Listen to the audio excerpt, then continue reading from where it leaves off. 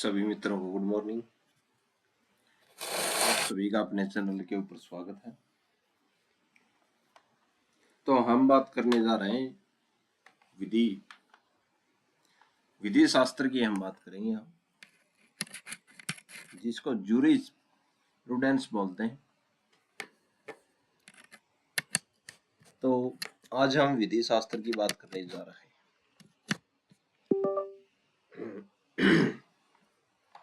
तो आइए ज्यादा समय न लेते हुए टॉपिक पर हम चर्चा करते हैं। एग्जाम समीप है, तो ये जो रहेगी मैराथन क्लास रहेगी, जिसमें कोशिश की जाएगी कि लगभग सभी टॉपिक कवर हो जाएं और इस क्लास से आपको एग्जाम में प्रश्न देखने को मिले सीधे सीधे। आइए पहला प्रश्न देखते हैं। आज पहला प्रश्न हमारा वही है, हम जिस पे बात कर रहे हैं विधि शास्त्र की। तो विधि शास्त्र क्या है, यानी कि जूरिस जो प्रूडेंस जो है ये क्या है। तो जूरिस प्रूडेंस जो है एक लैटिन शब्द है, ठीक है। तो लैटिन भाषा का शब्द है कौन सा, जूरिस प्रूडेंस। इसके अर्थ की बात करें हम तो जूरिस का मतलब है विधि यानी कि कानून,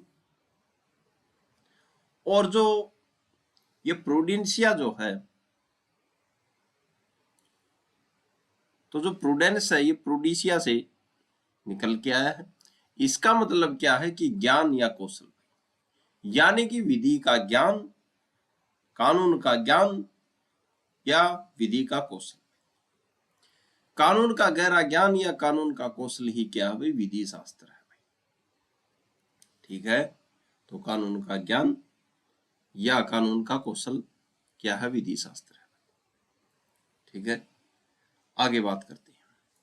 अब विभिन्न विद्वान जो हुए हैं, विद्वानों के अनुसार क्या परिभाषाएं थी भाई। जॉन आइंस्टीन जो है वो विधि शास्त्र के बारे में क्या कहते हैं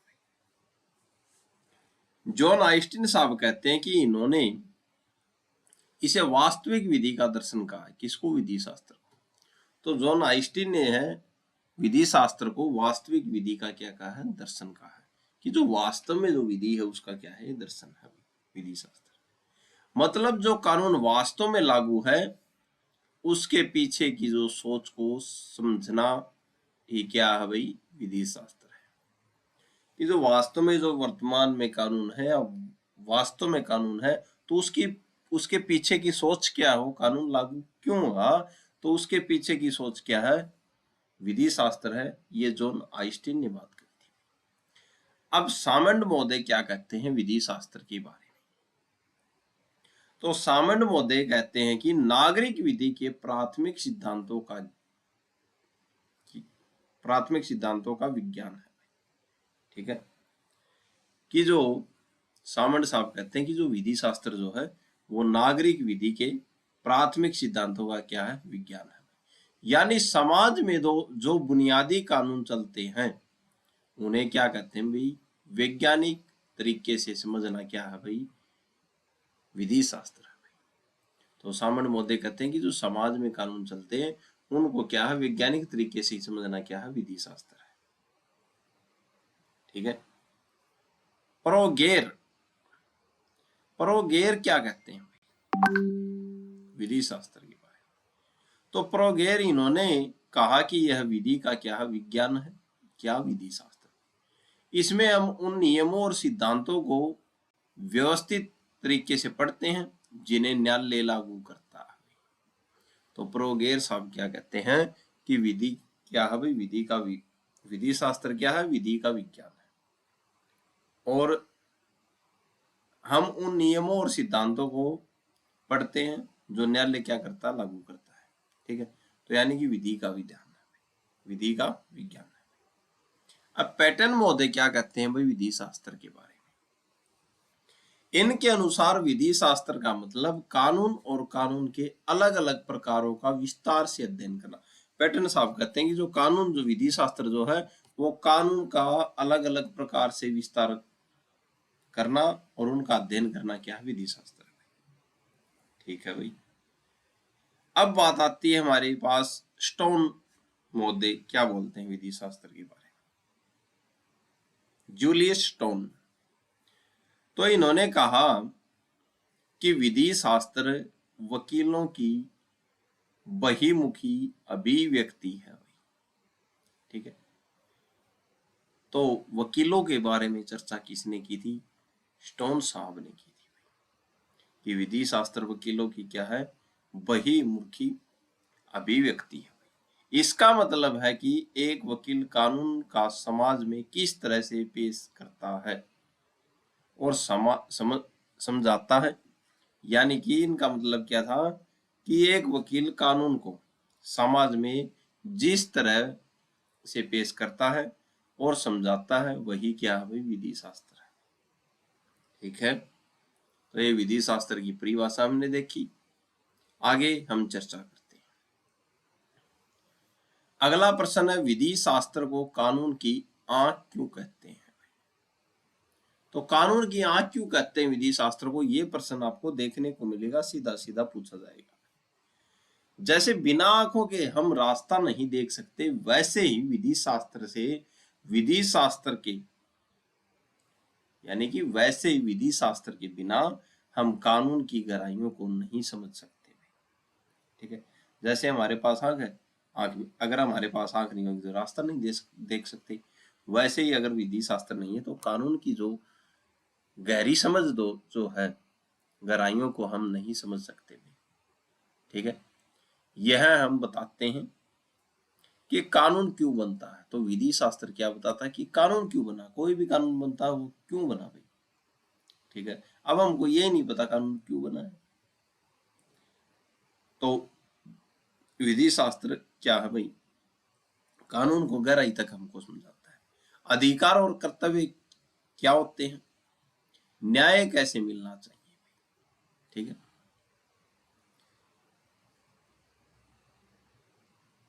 आगे बात करते हैं। सरल शब्दों में कहे तो विधि शास्त्र कानून की कोई धारा नहीं है, बल्कि यह दिमाग है भाई।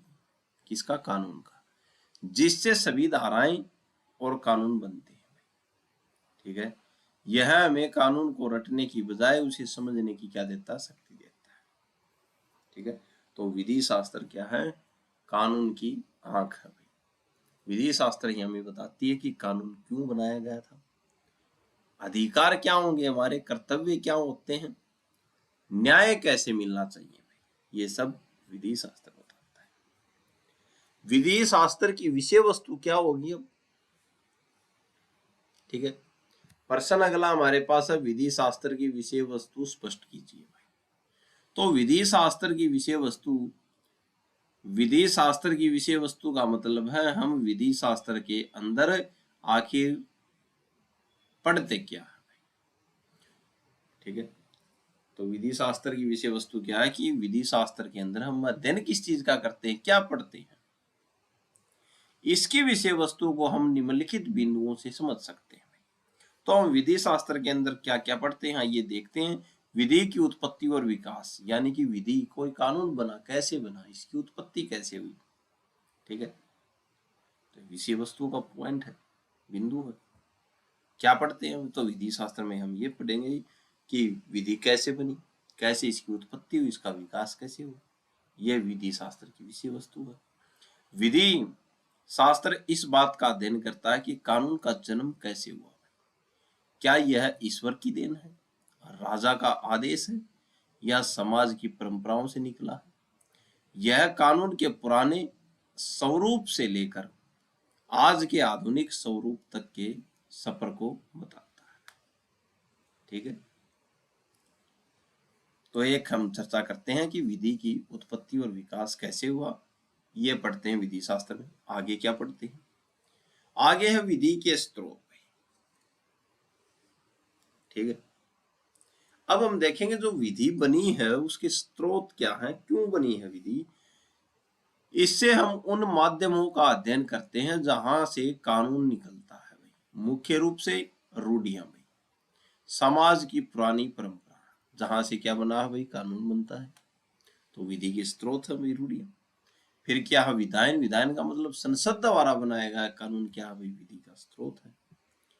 फिर जो न्यायालय के जो पूर्व निर्णय जो है वो क्या है, कोर्ट के पुराने फैसले विधि के क्या है, स्रोत है। और इनका भी अध्ययन हम कहाँ पे करते हैं, विधि शास्त्र में करते हैं। अब पॉइंट आता है हमारे पास 3, विधि के मूल तत्व। ठीक है, विधि शास्त्र कानून के ढांचे को समझाने के लिए कुछ बुनियादी शब्दों की व्याख्या करता है जिनके बिना कानून अधूरा है। ठीक है, तो विधि के मूल तत्व क्या है, जिनका अध्ययन हम विधि शास्त्र में करते हैं। अधिकार और कर्तव्य भी, कि कानून हमें क्या हक देता है और हमारी क्या जिम्मेदारी है। फिर स्वामित्व और कब्जा, किसी चीज पर मालिकाना हक और भौतिक नियंत्रण के बीच का अंतर।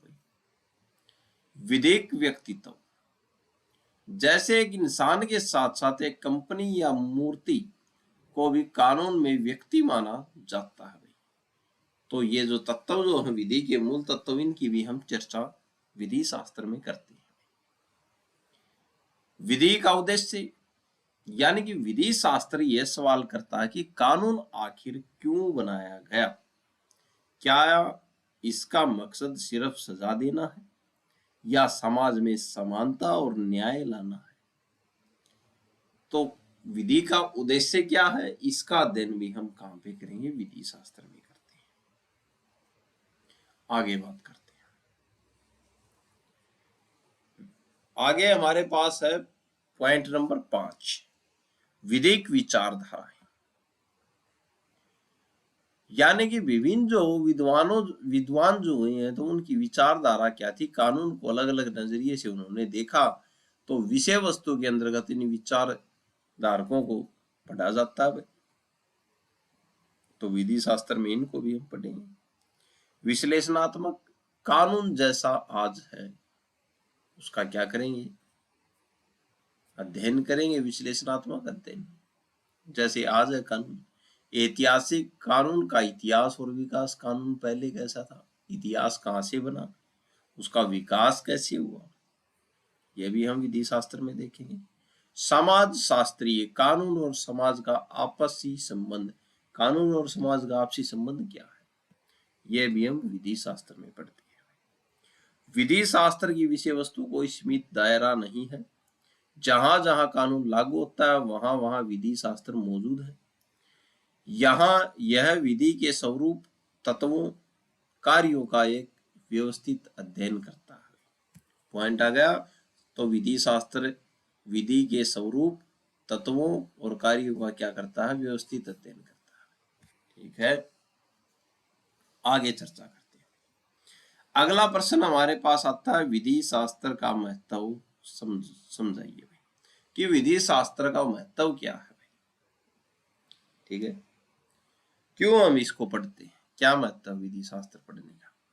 विधि शास्त्र का महत्व, विधि को समझना केवल वकीलों के लिए ही नहीं बल्कि न्याय व्यवस्था के लिए भी बहुत जरूरी है। कि यह नहीं कि वकील ही क्या करें, विधि शास्त्र को समझे कि विधि क्यों बनी, क्या क्या है, ये क्या है, न्याय व्यवस्था को भी समझना बहुत बहुत जरूरी है विधि शास्त्र।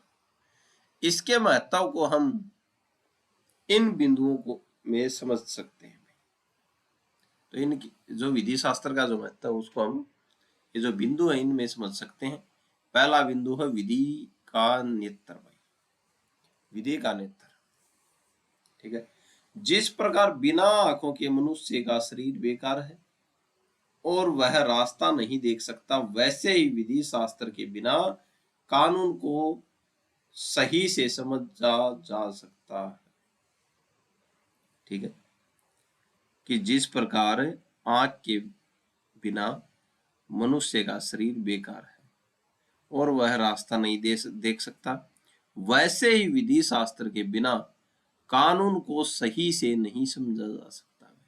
ठीक है, तो सॉरी, पिछली जो बात थी वो थोड़ी चूक में गलत बोली, एक बार फिर से दोहरा दें कि आंख के बिना मनुष्य रास्ता नहीं देख सकता, वैसे ही विधि शास्त्र के बिना कानून को सही से नहीं समझा जा सकता। ठीक है, यह कानून की जो क्या है भाई,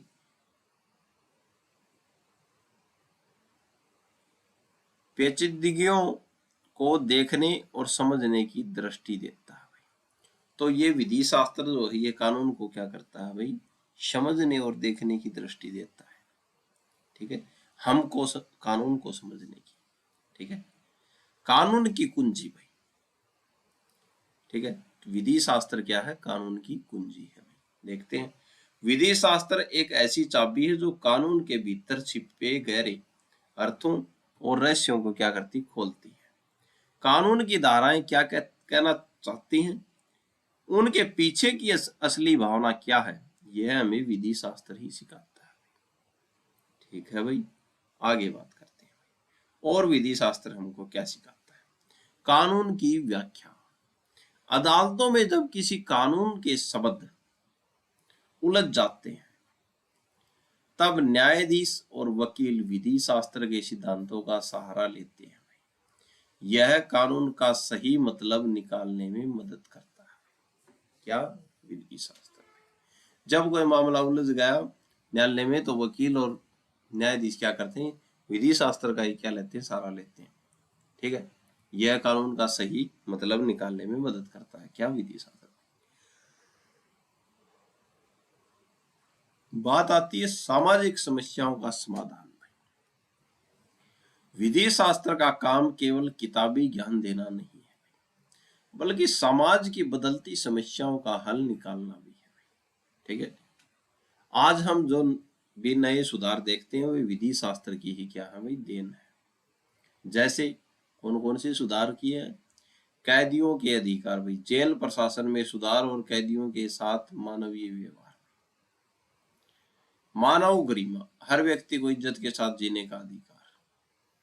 निशुल्क विधिक सहायता, गरीबों को मुफ्त कानूनी मदद दिलाना। जनहित याचिका PIL, आम जनता के मुद्दों को सीधे कोर्ट तक पहुंचाना। पर्यावरण संरक्षण, प्रकृति को बचाने के लिए नए कानूनी नजरिए विकसित कर रहा है। ठीक है, तो ये समाज से यानी कि सामाजिक समस्याओं का समाधान भी हम किससे करते हैं, विधि शास्त्र की ही देन है। कानून निर्माताओं का मार्गदर्शन। तो विधि शास्त्र क्या है, कानून निर्माताओं का मार्गदर्शन है। संसद जब नया कानून बनाती है तो उसे समाज की जरूरतों और न्याय के सिद्धांतों का ध्यान रखना पड़ता है। विधि शास्त्र ही ये आधार है जो नए कानून बनाने के लिए सही दिशा दिखाता है कि क्या करें, कानून कैसे बनाया जाए। ठीक है, सामाजिक भावनाओं को भी ध्यान में रखते हुए अब निष्कर्ष की बात करते हैं। विधि शास्त्र कानून का वह हिस्सा है जो उसे कठोर होने से बचाता है। ठीक है, और उसे न्याय के करीब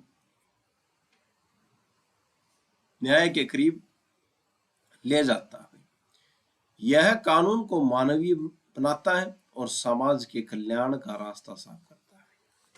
ठीक है, तो विधि शास्त्र क्या है भाई, कानून का वह हिस्सा जो उसे कठोर होने से बचाता है, किसको, कानून को भी, और उसे न्याय के करीब ले जाता है कि ऐसे न्याय किया जाए। यह कानून को मानवीय बनाता है, मानव कल्याण के लिए, और समाज के कल्याण का रास्ता साफ करता है। ठीक है, आगे बात करते हैं। अगला प्रश्न हमारे पास है, विधि के स्रोतों से आप क्या समझते हैं। विधि के मुख्य स्रोत कौन से हैं। तो विधि के स्रोत, विधि कैसे बनती है, उनके स्रोत क्या क्या हैं, और मुख्य स्रोत कौन से हैं। विधि के स्रोत, स्रोत का अर्थ है सामान्य भाषा में स्रोत का मतलब है उद्गम, जहां से विधि का क्या हुआ, वही उद्गम हुआ है, या वह जगह जहां से कोई चीज निकली है। जैसे नदी का स्रोत पहाड़ होता है, पहाड़ से निकली है। लेकिन कानून यानी कि विधि के मामले में स्रोत का मतलब उन माध्यमों या सामग्री से है जिससे न्यायाधीश अपना फैसला सुनाते समय नियम प्राप्त करते हैं। यानी कानून कहाँ से आया और उसे शक्ति कहाँ से मिली है। ठीक है, तो ये क्या है, विधि के स्रोत को ले जाते हैं। अब सामंत महोदय के अनुसार इनका वर्गीकरण किया गया विधि के स्रोतों को। सामंत साहब ने विधि के स्रोतों को मुख्य रूप से दो भागों में बांटा।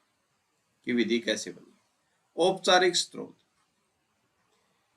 यह वह स्रोत है जिससे कानून अपनी शक्ति और वैधता प्राप्त करता है। आधुनिक समय में राज्य और इच्छा शक्ति कानून का क्या है भाई, औपचारिक स्रोत है। ठीक है। अब भौतिक स्रोतों की बात करें, यह वह कच्चा माल या सामग्री है जिससे कानून के नियम बनते हैं। ठीक है। इसे आगे दो भागों में बांटा गया है। एक तो ऐतिहासिक स्रोत, वे नियम जो इतिहास, कानूनी लेखों या विद्वानों के विचारों से आए हैं। इनका पालन करना कानूनी रूप से अनिवार्य नहीं होता, पर इनका प्रभाव होता है। तो भौतिक जो स्रोत जो है, औपचारिक स्रोत जो है वो राज्य जो है विधि बना देती है। इच्छा शक्ति कानून का औपचारिक स्रोत है। लेकिन भौतिक स्रोतों में एक तो है ऐतिहासिक स्रोत, ये वे नियम जो इतिहास, कानूनी लेखों या विद्वानों के विचारों से आए हैं। तो इनको अनिवार्य नहीं होता भाई, कानूनी रूप से अनिवार्य नहीं होता, इनका प्रभाव होता है, इनका पालन करना अनिवार्य रूप से नहीं होता भाई। अब वैधानिक स्रोतों की बात करते हैं, लीगल। ये वे स्रोत हैं जिन्हें कानून मान्यता देता है और अदालत के लिए इनका पालन करना क्या होता है, अनिवार्य होता है। ठीक है।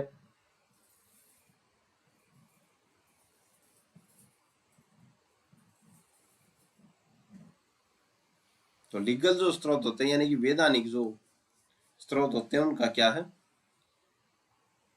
कानूनी मान्यता देता है। कानून क्या देता है, इनको मान्यता देता है। आगे बात करते हैं। आगे है विधि के मुख्य वैधानिक स्रोत, यानी कि विधि के वैधानिक स्रोत क्या है भी मुख्य, जिनको कानून मान्यता देता है। वैधानिक स्रोतों को कानून की दुनिया में सबसे महत्वपूर्ण माना जाता है। चार मुख्य भाग। नंबर एक है विधायन, जब संसद या विधानसभा कोई नया कानून बनाती है, जैसे अब बनाया BNSS, ठीक है, कंपनी एक्ट, तो उसे विधायन कहते हैं। ठीक है। यह कानून का सबसे आधुनिक और शक्तिशाली क्या है स्रोत है। फिर बात है दूसरा स्रोत माना जाता है पूर्व निर्णय। उच्च न्यायालयों या सर्वोच्च न्यायालय द्वारा पहले दिए गए फैसले, अगर किसी केस में कानून साफ नहीं है तो जज पुराने बड़े फैसलों को आधार बनाकर न्याय देता है। तो जो उच्चतम न्यायालय ने या सुप्रीम कोर्ट ने जो फैसले दिए हैं, ठीक है, तो उनके आधार पर भी फैसला सुनाया जा सकता है। फिर है रूढ़िगत विधि, ऐसी परंपराएं या रीति रिवाज जो समाज को बहुत लंबे समय से चली आ रही। तो जो ऐसी परंपराएं जो है वो समाज में बहुत लंबे समय से चली आ रही हैं, जिन्हें कानून ने क्या दे दी, वही मान्यता देती है। जैसे शादी करना, किसी को गोद लेना, ठीक है, पुराने समय से ही चली आ रही है। अभी सम्यात्मक विधि क्या होती है? अभी सम्यात्मक विधि के बारे में बात करते हैं। यह उन समझौतों या अनुबंधों से पैदा होती है जो दो पक्ष आपस में करते हैं। उन पक्षों के लिए वह समझौता ही क्या है भाई, कानून की तरह काम करता है। ठीक है। इसको बोलते हैं अभी सम्यात्मक विधि। विधि के स्रोत हमें यह बताते हैं कि समाज को चलाने वाले नियम आखिर बने कैसे। आज के समय में विधायन यानी संसद द्वारा बनाया गया कानून सबसे प्रमुख स्रोत माना जाता है। ठीक है। आगे बात करते हैं। विधि के मुख्य स्रोतों की संपेक्ष में विवेचना कीजिए। ठीक है। आप विधि के स्रोतों का वर्गीकरण के रूप में देख सकते हैं। ठीक है। ये चर्चा करते हैं। विधि के मुख्य स्रोतों की विवेचना। सामंड के अनुसार, सामंड महोदय के अनुसार विधि के स्रोतों को मुख्य रूप से दो भागों में बांटा गया। हमने देख लिया औपचारिक और भौतिक, ये पहले भी हमने देख लिया। इसमें ऐतिहासिक स्रोत है, विधिक स्रोत है। ठीक है। अब बात करते हैं हम विधायन। विधायन को हमने देख लिया। विधायन में क्या था, जब देश की संसद या विधानसभा कानून बनाती है, उदाहरण जैसे भारतीय न्याय संहिता या कोई और एक्ट। खास बात यह लिखित होता है और समाज के हर व्यक्ति पर लागू होता है। इसे न्यायालय द्वारा अनिवार्य रूप से माना जाता है। ठीक है, तो विधि के मुख्य स्रोतों में ये बात है। शायद प्रश्न दोबारा रिपीट हो गया है। पूर्व निर्णयों की बात करें, क्या है भाई पूर्व निर्णय? इसे नजीर या रूलिंग भी कहते हैं। जब उच्च न्यायालय जैसे सुप्रीम कोर्ट किसी मामले में कोई खास फैसला देते हैं तो वह फैसला भविष्य के समान मामलों के लिए कानून बन जाता है। ठीक है, खास बात निचले न्यायालयों को उन फैसलों का पालन करना पड़ता है। फिर है रूढ़िगत विधि। क्या है भाई? ऐसी परंपराएं या रीति रिवाज जो समाज में इतने लंबे समय से चले आ रहे हैं कि अब वे कानून की तरह माने जाते हैं। रूढ़ी वही कानून बनती है जो तर्कसंगत हो। जो तर्कसंगत है वही रूढ़ी क्या है? कानून बनती है। बहुत पुरानी हो और किसी लिखित कानून के खिलाफ न हो। ठीक है, विधायन यानी कि संसद बनाना, संसद द्वारा बनाया कानून। पूर्व निर्णय जज ने अपने फैसले से बनाया गया कानून। रूढ़िगत समाज की परंपराओं से बना कानून। आगे बात करते हैं, विधायन क्या है भैया? सीधा ही पूछ लिया कि विधायन क्या है, यानी कि लेजी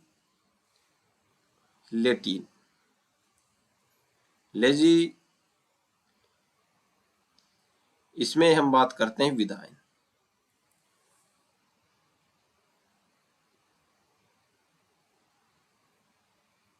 तो विधायन की बात करें तो ये क्या है भाई? ये एक लेजिस्लेटिव जो है, ये एक लैटिन शब्द है। ठीक है, लेजिस का अर्थ है विधि यानी कि लॉ, और लेटियो का अर्थ क्या है? प्रस्तावना या बनाना। ठीक है, शताब्दिक अर्थ की बात करें तो विधि को बनाना या विधि की स्थापना करना, इसको बोलते हैं भाई विधायन। ठीक है, विद्वानों के अनुसार आसान परिभाषाएं बेंथम और मिल कहते हैं किसके बारे में? विधायन के बारे में। किसी भी प्रकार का कानून बनाना ही क्या है भाई? विधायन है। ये बेंथम और मिल साहब कहते हैं भाई। फिर ऑस्टिन क्या कहते हैं? कानून बनाना, उसमें बदलाव करना या उसे सुधारना, ये सभी काम विधायन कहलाते हैं। ठीक है, अब सामंत मोदी क्या कहते हैं?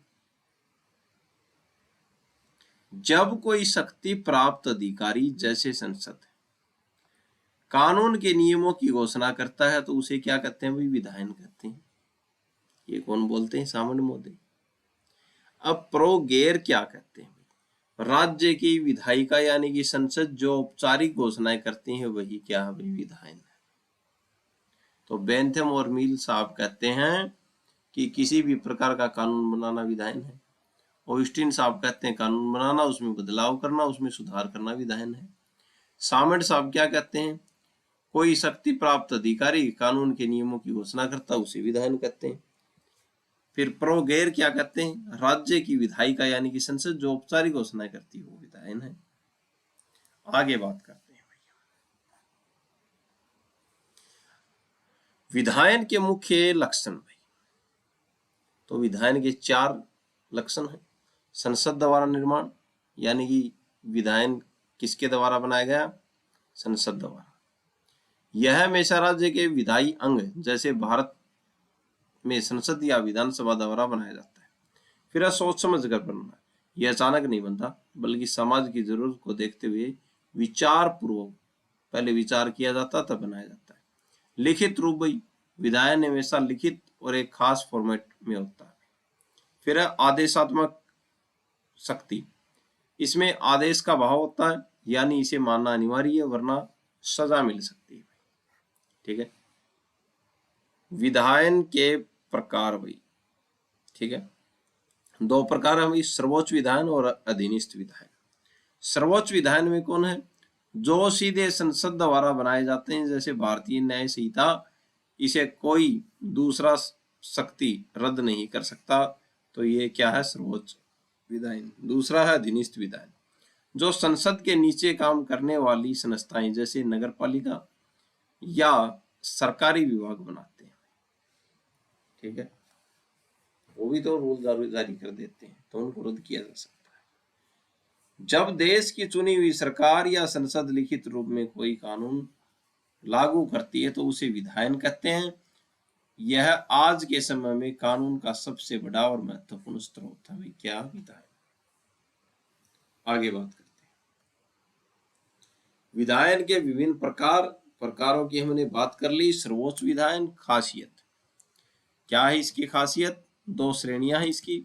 एक तो सर्वोच्च विधायन, सर्वोच्च विधायन की खास बात करते हैं। यह क्या है, देश की सबसे ऊंची शक्ति संसद द्वारा बनाई जाती है। इसे कोई दूसरी संस्था बदल या खत्म नहीं कर सकती। यह अपने आप में स्वतंत्र होता है। उदाहरण, इंग्लैंड की संसद द्वारा बनाया गया कानून इसका सबसे अच्छा उदाहरण है, क्योंकि वहां संसद पर कोई रोक नहीं है। भारत में स्थिति क्या है, भारत की संसद द्वारा बनाया गया कानून भी सर्वोच्च विधायन है, लेकिन एक अंतर है, अगर संसद ऐसा कानून बनाए जो संविधान के खिलाफ हो तो सुप्रीम कोर्ट उसे रद्द कर सकता है। जैसे इंदिरा गांधी बनाम राजनारायण केस में ये बात कही थी भाई, कि अगर सरकार ने कोई कानून बना दिया तो क्या है भाई, सुप्रीम कोर्ट उसे क्या कर सकता है भाई, रद्द कर सकता है। ठीक है, तो ये केस था इंदिरा गांधी बनाम राजनारायण केस में ये बात कही थी। फिर क्या है, अधीनस्थ विधायन। यह वह कानून है जो संसद के अलावा किसी ऐसी संस्था द्वारा बनाया जाता है जो संसद ने शक्ति दी है, यानी कि संस्था वो है जिसको संसद ने शक्ति दी है। खास बात क्या है इसमें, यह कानून हमेशा सर्वोच्च संसद के नियंत्रण में रहता है। अगर संसद चाहे तो इसे क्या कर सकती है, रद्द कर सकती है, बदल सकती है। क्यों बनाया जाता है, संसद के पास हर छोटे नियमों को बनाने का समय नहीं होता, इसलिए वह अपनी कुछ शक्तियां दूसरों को दे देती है। ठीक है, इसे क्या करते बोलते हैं भाई, प्रत्यायोजित विधायन भी कहते हैं भाई। ठीक है, आगे बात करते हैं भाई, अधीनस्थ विधायन के कुछ आसान उदाहरण देखते हैं। कार्यपालक विधायन, जब सरकारी विभाग या अधिकारी नियम बनाते हैं। फिर औपनिवेशिक विधायन, जब कोई देश किसी दूसरे देश के अधीन रहकर कानून बनाता है, जैसे आजादी से पहले भारत में। फिर है न्यायिक विधायन, जब कोर्ट अपनी कार्यपालिका चलाने के लिए खुद नियम बनाता है। ठीक है, तो ये क्या है, न्यायिक विधायन। फिर है नगर पालिका विधायन, ये उदाहरण है भाई अधीनस्थ के। नगर पालिका विधायन, जब नगर निगम या पंचायतें अपने इलाके के लिए नियम बनाती हैं। ठीक है, अगला हमारे पास कौन सा, स्वत विधायन, जब कोई बड़ी संस्था जैसे रेलवे या यूनिवर्सिटी अपने आंतरिक काम के लिए नियम बनाती है, तो ये अधीनस्थ विधायन में आते हैं। तो सर्वोच्च विधायन की बात करें जो संसद द्वारा बनाई जाती है, अधीनस्थ जो क्या है, किसी और की शक्ति से चलता है और नियंत्रण में रहता है। ठीक है, आगे बात करते हैं।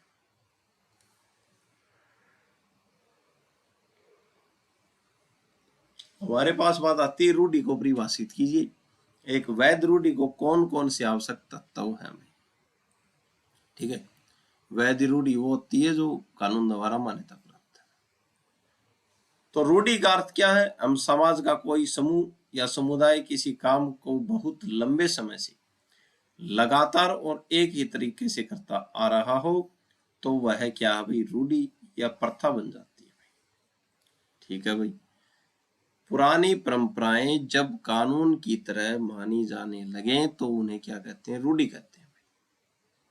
सामंत साहब रूढ़ि के बारे में क्या कहते हैं, सामंत साहब बोलते हैं कि रूढ़ि उन सिद्धांतों का रूप है जिन्हें समाज ने न्याय और अपनी भलाई के लिए स्वीकार कर लिया। ये बात सामंत साहब कहते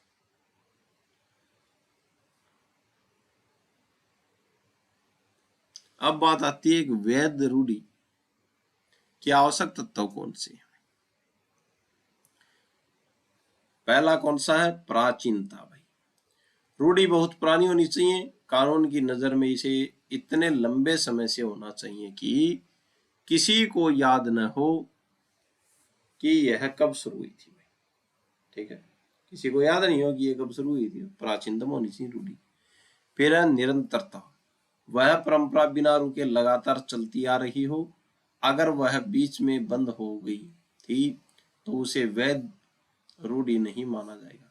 जैसे हम होली मनाते हैं तो हमको ये नहीं पता कब से शुरू होगी, ठीक है, तो रूढ़ी बहुत पुरानी परंपरा है और निरंतर क्या है, चलती आ रही है। फिर निश्चितता, रूढ़ी स्पष्ट और निश्चित होनी चाहिए, इसमें किसी प्रकार का भ्रम नहीं होना चाहिए कि क्या करना है और क्या नहीं। ठीक है, आगे बात करते हैं। आगे है युक्ति युक्ता, रूढ़ी तर्कसंगत होनी चाहिए, लॉजिक होना चाहिए उसमें। वह किसी के साथ अन्याय करने वाली या अनैतिक नहीं होनी चाहिए। ठीक है। अनुरूपता, रूढ़ी देश के वर्तमान लिखित कानूनों के खिलाफ नहीं होनी चाहिए। ठीक है, अगर कानून और रूढ़ी में टक्कर होगी तो कानून की जीत होगी, तो रूढ़ी कानून के खिलाफ नहीं होनी चाहिए। जैसे सती प्रथा थी, वो कानून के खिलाफ थी, आर्टिकल 21 का क्या कर रही थी, उल्लंघन कर रही थी। ठीक है,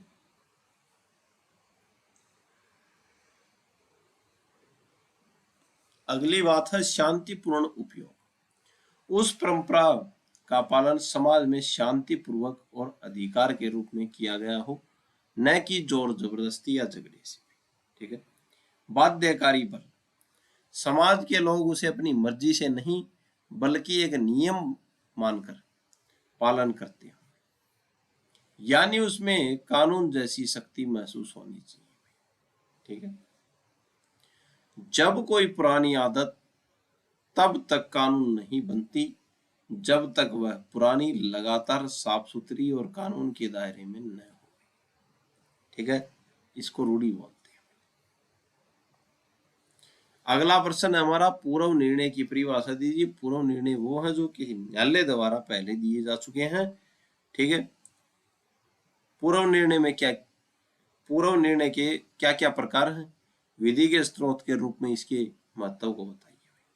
पूर्व निर्णय की अर्थ की बात करें, जब कोई न्यायालय किसी मामले में फैसला सुनाता है तो फैसले में कानून का एक सिद्धांत छिपा होता है। भविष्य में जब कभी वैसी ही दूसरा मामला सामने आता है तो पुराने फैसलों को आधार मानकर नया फैसला दिया जाता है। ठीक है, इसी पुराने फैसले को पूर्व निर्णय या नजीर कहते हैं। ठीक है, सामंत साहब पूर्व निर्णय के बारे में क्या कहते हैं? सामंत साहब कहते हैं कि पूर्व निर्णय वह न्यायिक फैसला है जिसे विधि यानी कि कानून का कोई सिद्धांत शामिल हो गई जिसमें। ठीक है, फिर प्रोकिटन क्या कहते हैं भाई पूर्व निर्णय के बारे में? यह न्यायालय का ऐसा निर्णय है जिसे एक अधिकार या ताकत प्राप्त होती है। पूर्व निर्णय के दो प्रकार हैं, प्राधिकारिक पूर्व निर्णय। भाई प्राधिकारिक पूर्व निर्णय क्या है भाई? यह वह फैसला है जिसे मानना अधीनस्थ छोटे न्यायालयों के लिए अनिवार्य है भाई। ठीक है भाई, जज चाहे उस फैसले से सहमत हो या न हो उसे वह मानना ही पड़ता है। भारत के सुप्रीम कोर्ट का फैसला भारत के सभी हाई कोर्ट और जिला अदालतों के लिए प्राधिकारिक है। इसमें जज के पास उनका विवेक इस्तेमाल करने की जगह नहीं होती। फिर है अनुनयी या प्रेरक पूर्व निर्णय। अनुनयी या प्रेरक पूर्व निर्णय क्या होते हैं? एक तो पूर्व निर्णय और इसका प्राधिकारिक पूर्व निर्णय, दूसरा जो है अनुनयी या जो प्रेरक जो है पूर्व निर्णय क्या होता है, इसके बारे में बात। यह वह फैसला है जिसे मानने के लिए न्यायालय बाध्य नहीं है। तो अनुनयी जो क्या है पूर्व निर्णय है, इसको न्यायालय मानने के लिए बाध्यकारी नहीं है। ठीक है, मान भी सकता नहीं भी। जज इसे सिर्फ एक सलाह या मार्गदर्शक के रूप में देख सकते हैं। अगर जज को वह फैसला सही लगता है तो वह उसे मान सकता है, वरना नहीं भाई। राजस्थान हाई कोर्ट का फैसला इलाहाबाद हाई कोर्ट के लिए अनुनयी हो सकता है भाई, लेकिन अनिवार्य नहीं है भाई। मान सकता है भाई, लेकिन अनिवार्य नहीं कि मानना ही पड़ेगा इलाहाबाद कोर्ट को। आइए आगे बात करते हैं। विधि के स्रोत के रूप में महत्व भाई। पूर्व निर्णय कानून का एक बहुत शक्तिशाली स्रोत है, क्योंकि निश्चितता यह समाज को बताता है कि अगर वैसे ही केस दोबारा हुआ तो कोर्ट क्या फैसला देगा। इससे लोगों को कानून का पता रहता है भाई। ठीक है। समय की बचत, जजों को हर बार नए सिरे से कानून की व्याख्या नहीं करनी पड़ती, वे पुराने फैसलों का सहारा ले सकते हैं। न्याय की एकरूपता, यह सुनिश्चित करता है कि एक जैसे मामलों में अलग अलग फैसले न आए। ठीक है। तो पुराना फैसला वही उठा के अगर वैसा ही मामला है तो बता दें कि ये सजा होगी, जिससे न्याय व्यवस्था पर भरोसा बढ़ता है भाई। ठीक है। कानून का विकास भाई, जब संसद किसी विषय पर कानून नहीं बना पाती तब कोर्ट के ये फैसले कानून की कमी को पूरा करते हैं। प्राधिकारी, बड़े भाई का आदेश जो मानना ही पड़ेगा भाई। अनुनयी, दोस्त की सलाह जो अच्छी लगे तो मान लो। आगे बात करते हैं। प्राकृतिक विचारधारा, प्राकृतिक विधि, प्राकृतिक विधि विचारधारा की मुख्य विशेषताएं बताइए भाई कि प्राकृतिक विधि विचारधारा क्या है। विधि शास्त्र की प्राकृतिक विधि विचारधारा सबसे पुरानी और दिलचस्प विचारधारा है। प्राकृतिक है तो प्राकृतिक से संबंधित विचारधारा है और बहुत पुरानी है। यह कानून को केवल राजा का आदेश नहीं मानती, बल्कि उसे इंसानी जमीर और ईश्वर से जोड़ती है। तो प्राकृतिक विधि विचारधारा यानी कि ये राजा के बारे में नहीं, ये राजा का जो आदेश जो है नहीं मानती। कौन सी प्राकृतिक विधि? तो किसका मानती ये है? जो विधि जो है इसको किससे जोड़ती है? इंसानी जमीर और ईश्वर से जोड़ती है। ठीक है। प्राकृतिक विधि विचारधारा, प्राकृतिक विधि को देवीय विधि या नैतिक विधि भी कहते हैं। यह विचारधारा मानती है कि दुनिया में कुछ नियम ऐसे हैं जो इंसान ने नहीं बल्कि किसने बनाए? प्रकृति ने बनाए, ईश्वर ने बनाए। इसकी मुख्य विशेषताएं क्या है? के बजाय क्या होना चाहिए पर जोर है। ठीक है। तो जो प्राकृतिक विधि है वो किस बात के ऊपर जोर देती है कि क्या है, वर्तमान में क्या है, क्या कानून है, उसकी बजाय वो क्या होना चाहिए उस पर क्या देती है भाई? जोर देती है। यह विचारधारा सिर्फ यह नहीं देखती कि कानून आज कैसा है, बल्कि यह कहती है कि कानून को नैतिक और न्यायपूर्ण होना चाहिए। ठीक है। तो प्राकृतिक जो विधि विचारधारा है वो क्या है कि बजाय क्या होना चाहिए पर क्या देती है भाई? जोर देती है। सार्वभौमिक और सारस्वती नियम, इसके नियम पूरी दुनिया में एक जैसे होते हैं भाई और कभी नहीं बदलते भाई। जैसे सच बोलना चाहिए भाई, या किसी के साथ अन्याय नहीं होना चाहिए भाई। ये नियम हर देश और हर काल में एक समान रहते हैं भाई। ठीक है। तो सार्वभौमिक नियम या शाश्वत नियम यानी कि इसके नियम पूरी दुनिया में एक जैसे होते हैं और कभी नहीं बदलते, जैसे सच बोलना चाहिए या किसी के साथ अन्याय नहीं होना चाहिए। अगली बात है हमारे पास मानव प्रकृति पर अधिकार। तो प्राकृतिक विधि विचारधारा की मानव प्रकृति पर क्या है? मानव प्रकृति पर आधारित क्या है? इससे ज्यादातर सिद्धांत इंसानी स्वभाव और विवेक पर आधारित है। किसके? प्राकृतिक विधि विचारधारा के। यह मानती है कि इंसान के अंदर सही और गलत को पहचानने की जन्मजात शक्ति है। कौन सी विधि मानती है? प्राकृतिक विधि मानती है। अगला जो पॉइंट है वो कानून और नैतिकता का मिलन। जहां दूसरी विचारधाराएं कानून और नैतिकता को अलग समझती हैं, वहीं प्राकृतिक विधि कहती है कि जो कानून अनैतिक है वह कानून नहीं है। ठीक है, तो प्राकृतिक विधि कहती है जो कानून अनैतिक है, जो नीति के खिलाफ है, वो क्या है? वो कानून ही नहीं है। आगे बात करते हैं भैया। स्वतंत्रता और अधिकारों का आधार। इंसानी आजादी और मौलिक अधिकारों की सोच इसी विचारधारा से निकली है। किससे? स्वतंत्रता और अधिकारों का आधार भी इंसानी आजादी और मौलिक अधिकारों, सॉरी मौलिक बोल गए थे, मौलिक अधिकार है। इंसानी आजादी और मौलिक अधिकारों की सोच इसी विचारधारा से निकली है। यह मानती है कि कुछ अधिकार हमें जन्म से ही प्रकृति ने दिए हमें। कौन मानती है? प्राकृतिक विधि, जिन्हें कोई सरकार नहीं छीन सकती भाई। ठीक है। नैसर्गिक न्याय भाई, यानी कि नेचुरल जस्टिस, आज की अदालतों में इस्तेमाल होने वाली सबसे बड़ी सिद्धांत इसी की देन है, जिसे पक्षपात का सिद्धांत कहते हैं।